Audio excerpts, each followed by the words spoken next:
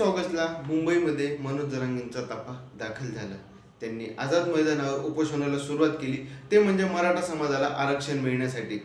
त्यांची एकच अट होती की मराठा समाजाला ओबीसी मधून आरक्षण मिळावे. मग त्यासाठी सीएम देवेंद्र फडणवीस काय हालचाली करताना दिसले हे त्यांनी बऱ्यापैकी मीडियाला सांगताना म्हटले की सीएम फडणवीस अजूनही आमच्या भेटीला आले नाही. कारण त्याच्या आधी जेव्हा मनोज जरांगेंनी एक वेळा मुंबईमध्ये आंदोलन केलं होतं, त्यावेळीचे सीएम आपले एकनाथ शिंदे होते. एकनाथ शिंदेंनी मनोज जरांगेंची हालचाल विचारली होती. ते त्यांना जाऊन म्हणजे ते त्यांना आंदोलनाच्या ठिकाणी जाऊन भेटले पण होते.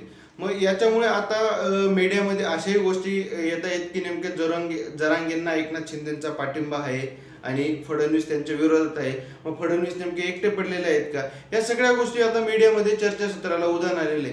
पण अशाच वेळी 30 ऑगस्ट रोजी फडणवीस केंद्राचे आपले गृहमंत्री अमित शहा यांना मुंबईमध्ये एका मीटिंगसाठी बोलवतात. ती मीटिंग असते मराठा समाजावर काहीतरी तोडगा काढण्यासाठी. पण ती मीटिंग एक गुपित रीतीने ती मीटिंग करण्यात येते.